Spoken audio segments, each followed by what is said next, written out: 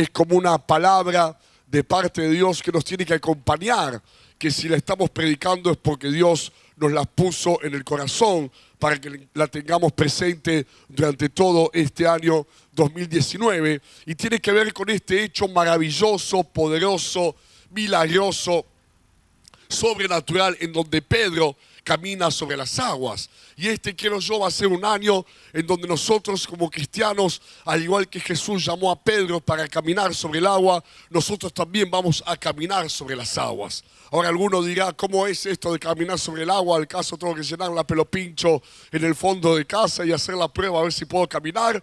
Obviamente es algo excepcional lo que Pedro vivió, pero nos deja muchas enseñanzas que no tienen que ver con el hecho de poner agua allí e intentar caminar, sino enseñanzas en lo espiritual, para que las llevemos a cabo durante todo este año 2019. Vamos a leer allí el pasaje en San Mateo, Evangelio según San Mateo, capítulo 14. San Mateo, capítulo 14, versículo 22. Dice lo siguiente: enseguida Jesús hizo a sus discípulos entrar en la barca e ir delante de él a la otra ribera, entre tanto que él despedía a la multitud. Despedía a la multitud, subió al monte a orar aparte, y cuando llegó la noche estaba allí solo. Y ya la barca estaba en medio del mar, azotada por las olas, porque el viento era contrario. Mas a la cuarta vigilia de la noche, esto es entre las 3 y las 6 de la mañana, Jesús vino a ellos andando sobre el mar, y los discípulos, viéndole andar sobre el mar, se turbaron diciendo: un fantasma, y dieron voces de miedo. Pero enseguida Jesús les habló diciendo: tened ánimo, yo soy, no temáis. Entonces le respondió Pedro y dijo: Señor, si eres tú, manda que yo vaya a ti sobre las aguas. Y él dijo: ven.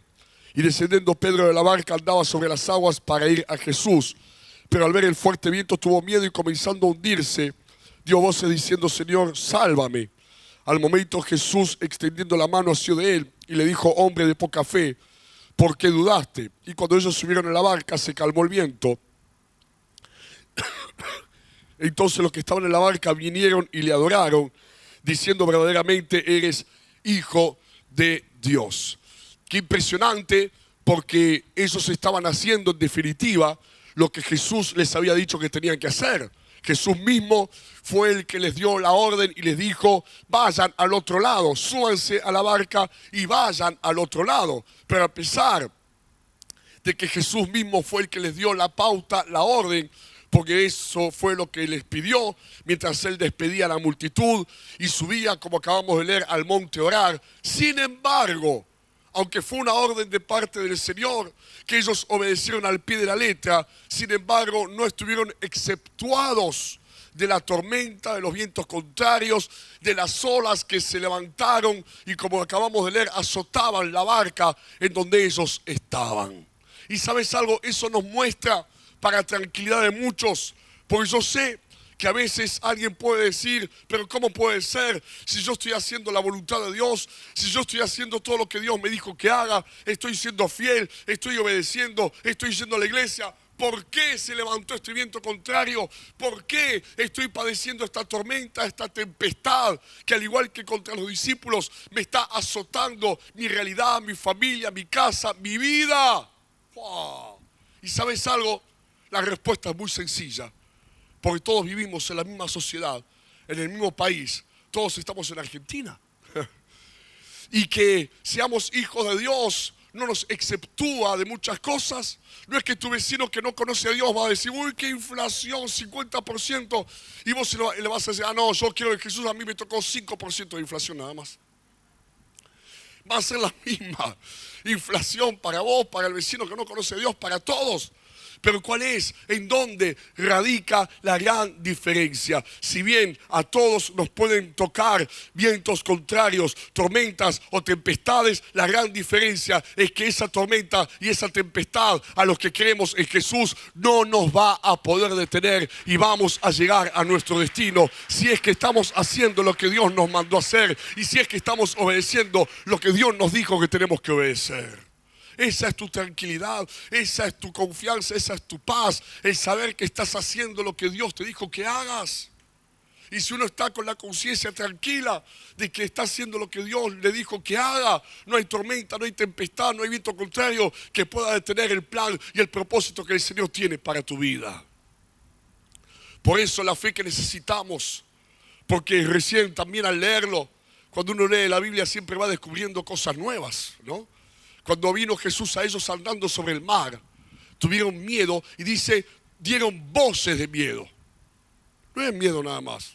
Por uno puede tener miedo, pero se queda calladito la boca. Por dentro tiene ese temor, pero cuando uno da voces de miedo, ¡oh! ¡Ah! Es porque el miedo, ya no es que uno lo puede controlar, toma el control de tu ser y uno grita voces de miedo. Gritaron de miedo, pánico. Eso fue lo que les sucedió. Porque en vez de creer, en vez de reconocer a Jesús en medio de esa noche oscura, pensaron que era un fantasma. Y ahí está la verdadera fe que nos hace falta.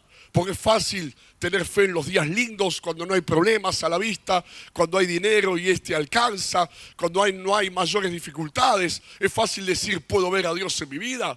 Pero la verdadera fe que necesitamos es poder reconocer a Jesús aún en las noches más oscuras y aún estando en medio de las tormentas y tempestades de la vida.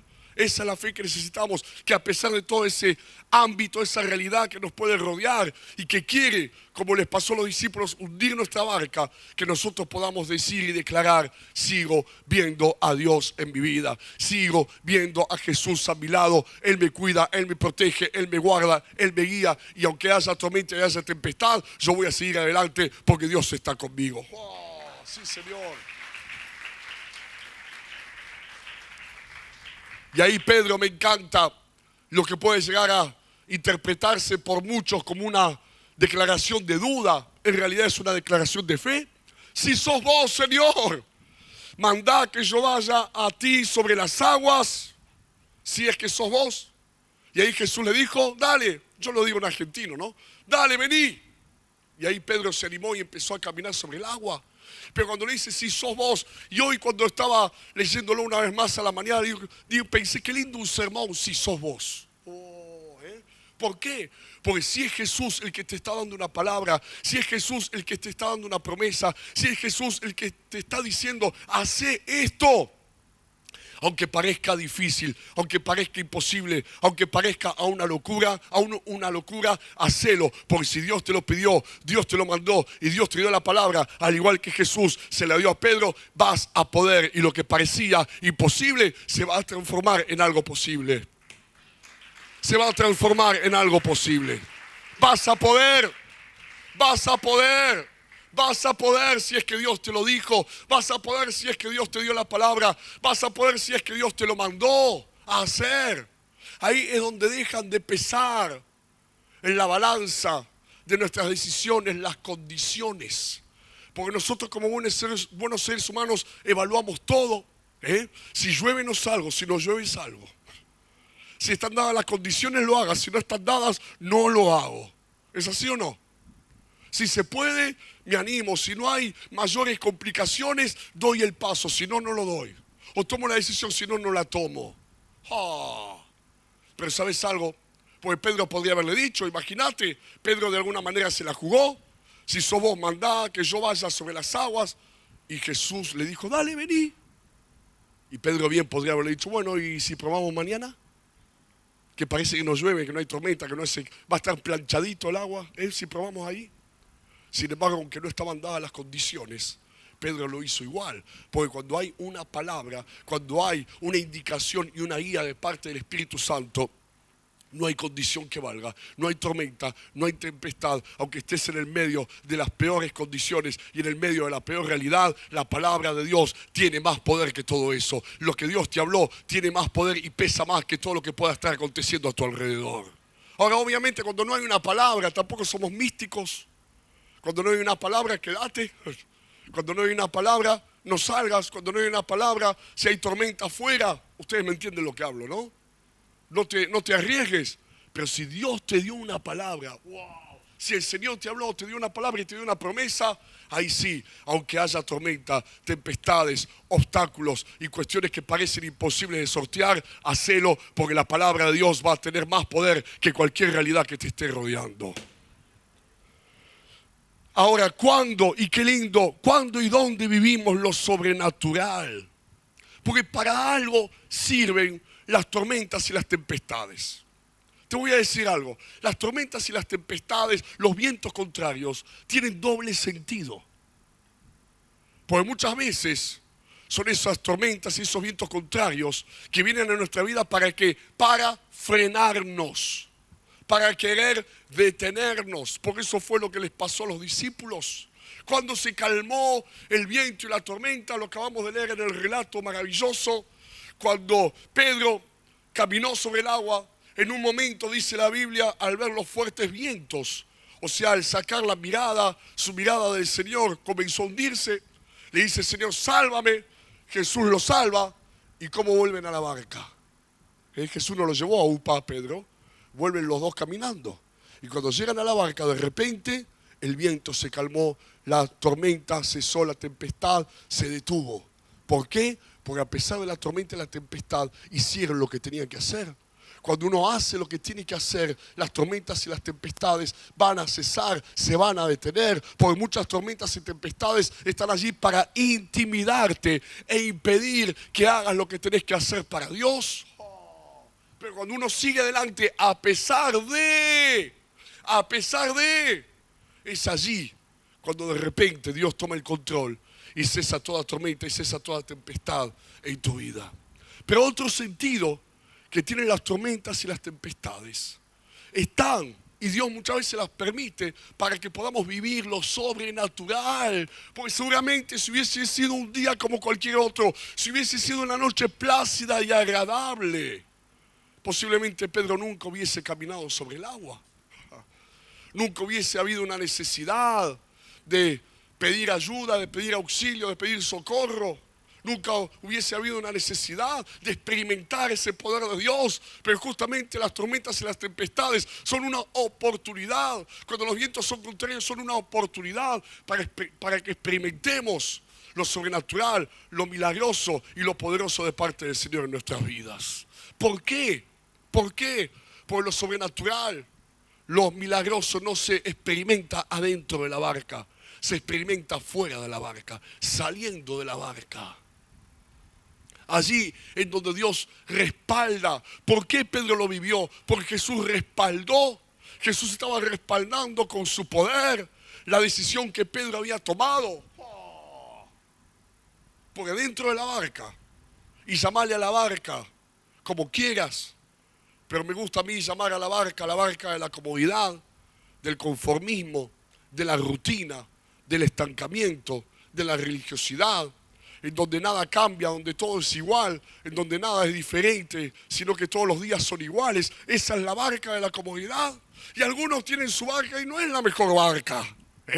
Es más, por ahí tiene algún agujerito la barca ahí en el... Está medio agujereada, despintada, pero dicen, es mi barca. Y ¿sabes algo? Porque el ser humano es así. A veces el ser humano se adapta, aunque no está viviendo la mejor de las realidades, se adapta a esa realidad. ¿Por qué? Por miedo, por no tener que dar un paso de fe, por no tener que tomar una decisión, por no tener que hacer como hizo Pedro, salir de la barca, animarse y, como se dice comúnmente, jugársela para vivir algo diferente. Pero ¿sabes algo? Los que estaban en la barca, si bien se quedaron muy comoditos, muy allí quietitos, el verdadero protagonista fue Pedro. Los demás fueron simples espectadores. Ni se menciona el nombre de ellos. ¿Por qué? Porque los que trascienden en la vida no son los que se quedan adentro de la barca de la comodidad. No son los que se quedan allí dominados por la modorra espiritual. Los que trascienden en la vida, al igual que Pedro, son los que se animan, son los que se la juegan, son los que dicen, yo voy a hacer algo más para que Dios experimente y pueda experimentar lo nuevo de Dios en mi vida. Amén. Son los que dicen, yo voy a salir de esta realidad, voy a dar un paso más, voy a dar un paso de fe, voy a tomar una decisión, voy a hacer lo que tengo que hacer, pero ya no quiero estar más viviendo lo mismo que viví durante tantos años. Oh. Y ahí es donde se diferencian los cristianos, los que se quedan en la barca, como ellos, con miedo, con temor, asustados por la tormenta y por las olas y los vientos contrarios. Y los otros cristianos que, como Pedro, dicen, yo me la quiero jugar, voy a dar un paso más, voy a salir de la barca. Y este es el año en donde Dios nos está llamando a salir de la barca. Porque cuando salimos de la barca, allí empezamos a vivir el poder de Dios. Allí empezamos a vivir lo sobrenatural de parte de Dios en nuestras vidas. Sino cómo Dios se va a revelar, cómo Dios te va a mostrar su fidelidad, su poder, su gloria. Si no es cuando nos animamos a más. Nos animamos, como te dije antes, y lo digo para que se entienda bien, nos animamos a jugárnosla más por Dios, a dar ese paso de fe. Cuando digo paso de fe, aplícalo a todo. Aplícalo a tu vida espiritual, aplícalo a tu consagración, aplícalo a un escalón más en tu vida, en tu intimidad con Dios, pero también en las otras áreas de la vida. Puedes aplicarlo a lo laboral, puedes aplicarlo a lo familiar, tantas cosas, tantas cosas, cosas que antes no te animabas, este año animate. Cosas que venís postergando, que tenías que hacer hace tiempo, porque ¿sabés algo? Jesús le dijo, vení. Y yo creo que hay un venir para cada uno de nosotros. Y algunos el venir de Jesús lo vienen escuchando hace rato, pero no hacen nada. Dicen, mañana Jesús, mañana cuando esté planchadito el mar, mañana cuando estén dadas las condiciones, mañana cuando no soplen los vientos. Y mientras tanto los días pasan, las semanas pasan, los meses pasan. Y esta palabra, el comienzo de esta palabra la dimos hace 2 semanas. Y después de esta palabra empezamos a escuchar con mi esposa testimonio de hermanos que dicen, me animé, empecé a caminar sobre el agua, tomé tal decisión, encaré tal proyecto. ¡Wow! ¡Qué lindo! Me animé a esto que antes no me animaba, me animé y Dios me está respaldando. ¿Cuánto lo están entendiendo el mensaje? ¿Cuántos están comprendiendo ese venir de parte de Dios? Porque muchas veces en nuestra vida cristiana va a haber un venir, no es una sola vez. Para cada etapa nueva Dios te va a decir, vení, te va a llamar. El primer venir que yo escuché fue cuando conocí a Jesús, cuando Dios me cambió la vida. Ahí Dios me dijo, vení a la salvación, vení para que te cambie, te transforme, vení para que te dé una vida nueva. Y yo escuché ese venir, no sabía lo que iba a hacer, no sabía cómo iba a hacer, no sabía si iba a poder caminar sobre el agua. La misma agua en donde muchos otros, porque esa es la vida del cristiano, fuimos llamados a caminar sobre las aguas. Mientras otros se hunden en esas aguas de la confusión, de la angustia, de la tristeza, de los vicios, del pecado, de la desesperación. Nosotros los cristianos fuimos llamados a caminar sobre el agua. Y este año vamos a caminar sobre el agua. Quizás otros años te hundiste, pero este año va a ser el año en donde vas a caminar sobre el agua y no te vas a hundir.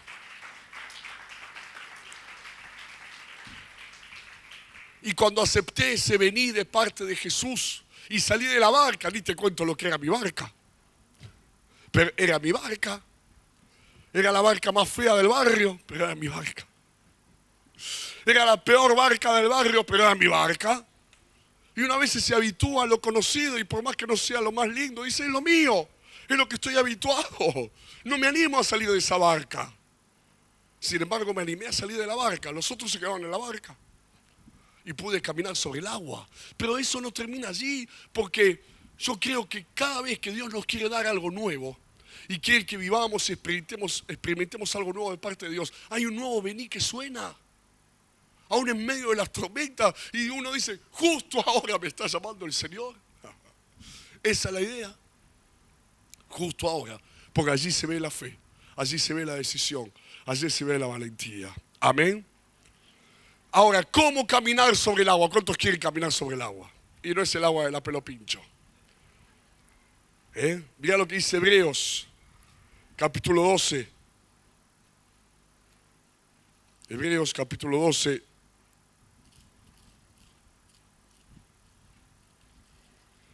versículo 1 y 2.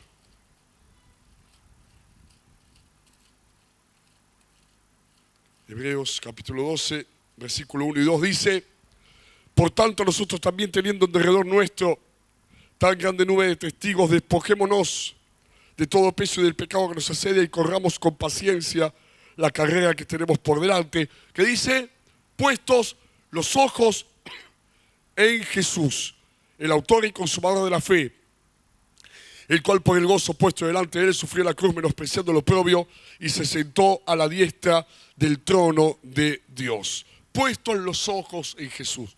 ¿Cómo se camina sobre el agua? Cuando Pedro caminó sobre el agua, caminó mientras tenía la mirada puesta en Jesús. Ahora, cuando desvió la mirada y llamó la atención los vientos contrarios, ahí es donde comenzó a hundirse. Cuando uno dice: bueno, yo no me quiero hundir, ¿cómo hago para no hundirme? Puesto los ojos en Jesús. Pero para que no sea algo místico, lírico, puesto los ojos en Jesús, vamos a lo práctico. ¿Qué es poner los ojos en Jesús? Y te contesto la pregunta con otra pregunta. Poner los ojos en Jesús es: ¿qué es lo que más llama tu atención en el día a día? ¿Qué es lo que más capta tu atención? ¿A qué le das más importancia en el día a día en tu vida? ¿Cuántos pueden contestar eso? De acuerdo a la respuesta, te va a determinar si pones los ojos en Jesús o estás quizás distraído con otras cosas.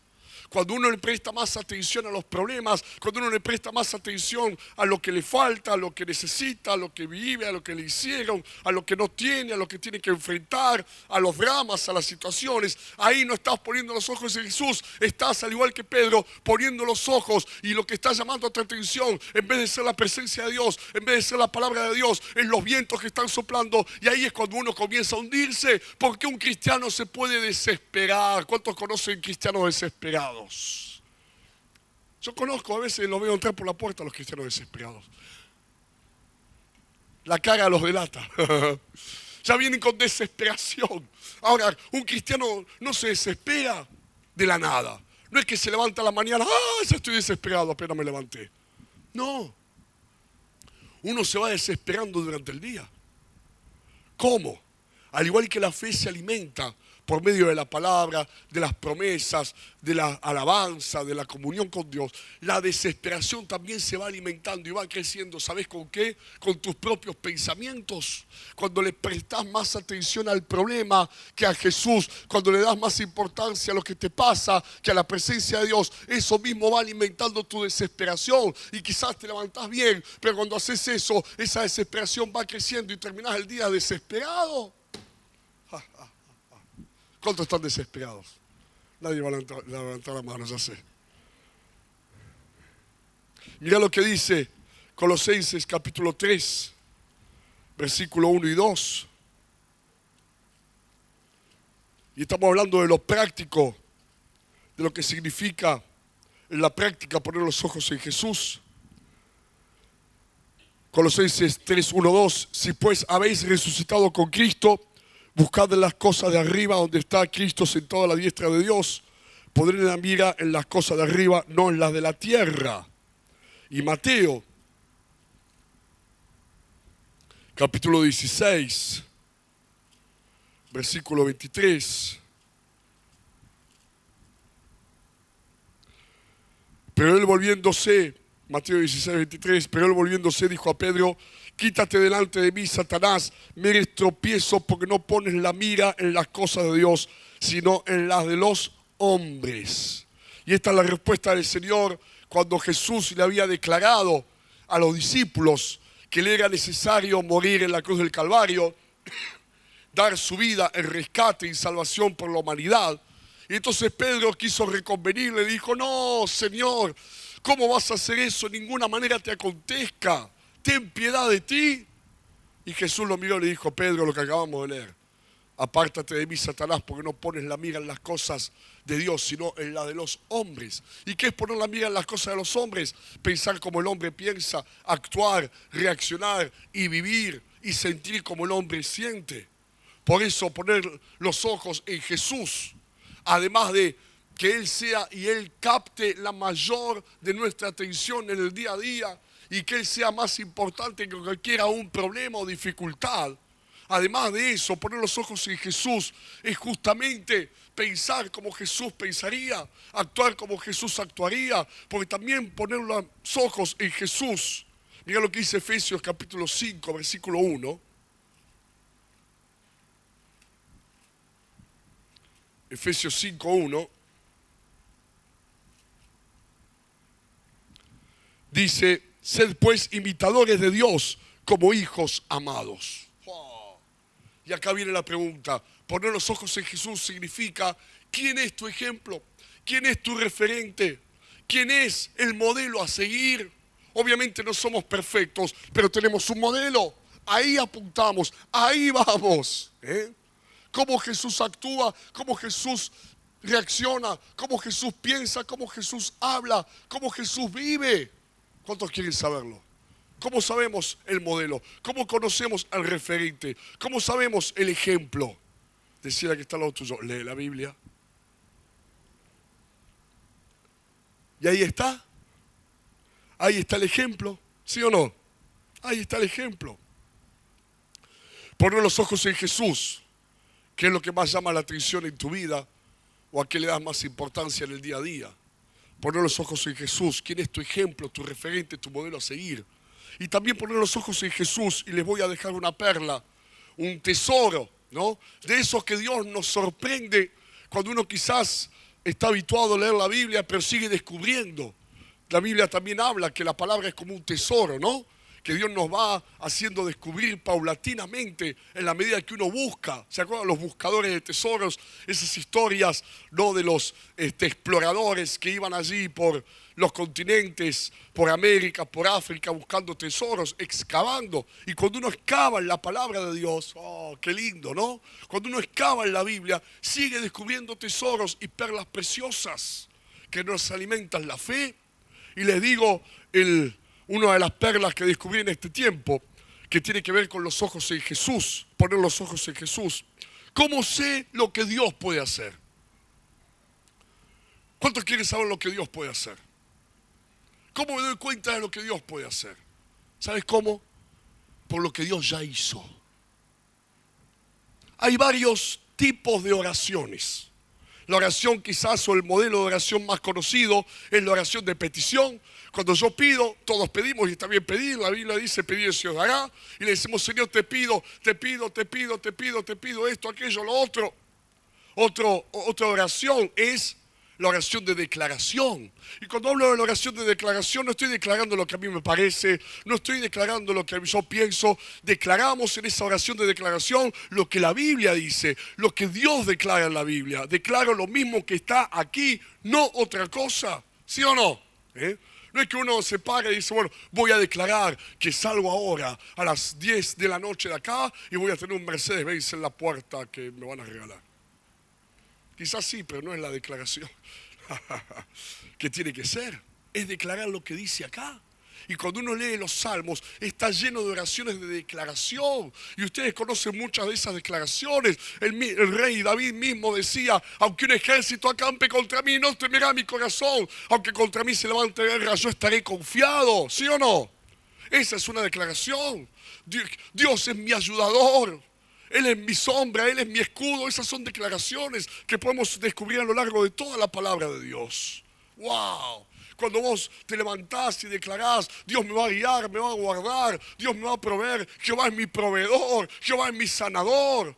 No estás declarando otra cosa sino lo que la Biblia declara. Pero también, y acá está, poner los ojos en Jesús. Y hay una oración poderosa que es la oración de reconocimiento. Lo que yo declaro tiene que ver con el presente o el futuro, pero el reconocimiento, la oración del reconocimiento, tiene que ver con lo que Dios ya hizo. Y si Dios ya lo hizo, lo puede volver a hacer. ¡Wow! Y cuando uno mira lo que dice el Salmo 105, versículo 2 al 5,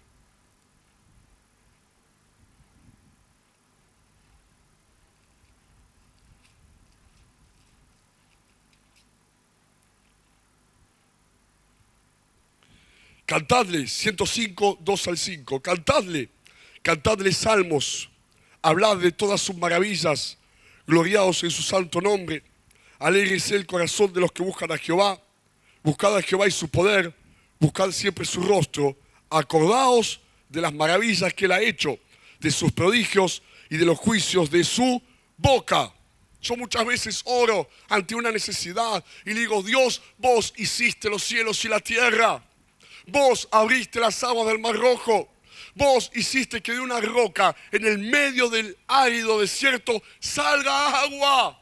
Vos hiciste que durante 40 años, no un día, una semana, un mes, un año, 40 años, al pueblo de Israel, mientras estaba en el desierto, no le faltó comida, no le faltó vestido, no le faltó calzado. Les diste provisión de una manera milagrosa y sobrenatural todos los días durante 40 años. Ese es mi Dios y eso es lo que Dios puede hacer. Dios, vos sanás al leproso, limpiás al leproso, vos abrís los ojos del ciego, vos le das la lengua al mudo, vos resucitás a los muertos, vos levantás a los paralíticos, vos proveés al que no tiene. Vos sos y vos hiciste, y si lo hiciste, lo vas a volver a hacer. ¡Oh! Esa es la oración de reconocimiento. Y cuando reconoces lo que Dios ya hizo, eso aumenta tu fe, porque lo estás reconociendo. ¿Y sabes quién escucha eso que reconoces? Vos mismo, tu alma. David le hablaba al alma, ¿se acuerdan? En los salmos está. Oh alma mía, espera en Dios, porque aún he de alabarle. Almita, no te desesperes. Espera, no desesperes, espera en Dios, porque aún lo voy a seguir alabando a pesar de todo lo que pueda estar aconteciendo. ¿Cuánto le dan un aplauso a Jesús?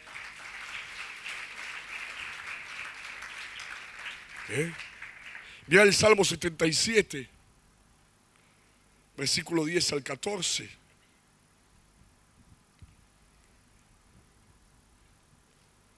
Dije, enfermedad mía es esta. O sea, estaba enfermo el salmista. Tenía una necesidad. Traeré. ¿Qué hago? Tengo una necesidad. ¿Qué hago? ¿Cuántos saben qué hacer? Dice, traeré pues a la memoria los años de la diestra del Altísimo. Me acordaré de las obras de Jehová. Sí, haré yo memoria de tus maravillas antiguas. Meditaré en todas tus obras y hablaré de tus hechos. Oh Dios, santo es tu camino. Que Dios es grande como nuestro Dios. Tú eres el Dios que hace maravillas. Hiciste notorio en los pueblos tu poder. Con tu brazo redimiste a tu pueblo, a los hijos de Jacob y de José. Cuando el pueblo de Israel se enfrentaba a un desafío, a una necesidad, a una guerra inminente, a una batalla, a un enemigo, lo primero que hacían era reconocer en oración todo lo que Dios ya había hecho. Vos nos sacaste de Egipto, vos nos diste libertad, vos venciste a nuestros enemigos, vos nos alimentaste y nos diste sustento durante 40 años en el desierto, vos hiciste esto, vos dividiste las aguas del Mar Rojo, vos venciste a los egipcios, todo, se acordaban de todo, los reconocían una y otra vez alimentando de esa manera su fe. ¿Cuántos saben algo que Dios ya hizo? ¿Por qué no le contás al hermano algo que Dios ya hizo? De repente todos se olvidaron de todo. Contale al hermano algo que Dios hizo.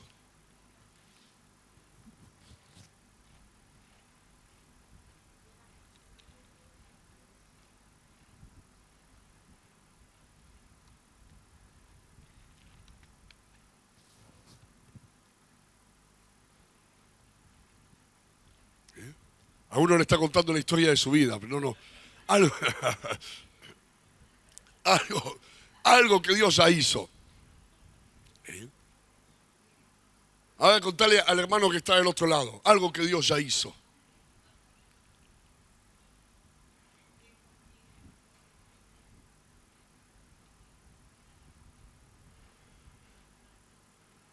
Ahora, no es solamente que Dios lo hizo una vez, Dios lo hizo mucho más de una vez. Dios lo hizo muchas veces. Y si Dios lo hizo muchas veces, Dios lo va a seguir haciendo.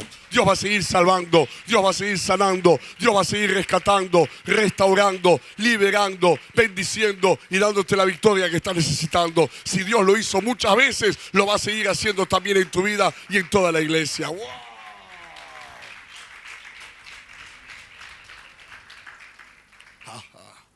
¿Cuántos están escuchando? Por último, el venir de parte de Dios. El venir de parte del Señor. Vení, vení, vení. ¿Y sabes qué? Pedro subió de nivel.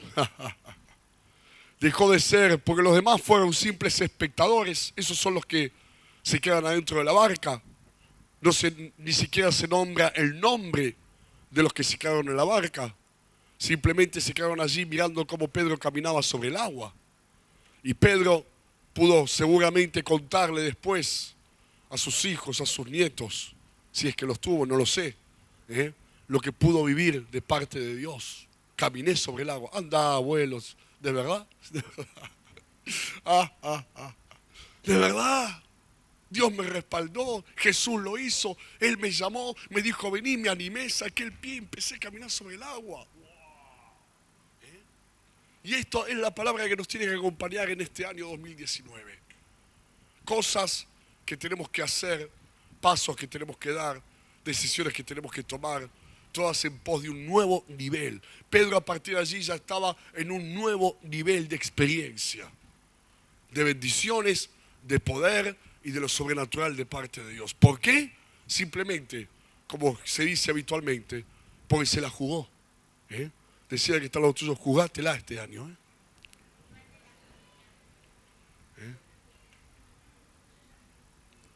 Cosas que parecían, que escuchaba cosas que pensabas que no podías, vas a poder. Cosas que pensabas que no te iban a salir, te van a salir. Cosas que pensabas que ibas a fracasar, Dios te va a respaldar. Pues algunos piensan antes de hacer. Algunos ni siquiera salen de la barca porque ya se imaginan que se van a hundir y ni siquiera dan el paso, o lo intentan o prueban a hacerlo. Pedro lo intentó, oh sorpresa, caminó. Y ¿sabes algo? Así es como Dios te va a sorprender. ¿Cuántos dicen amén a esto? Vamos a ponernos de pie.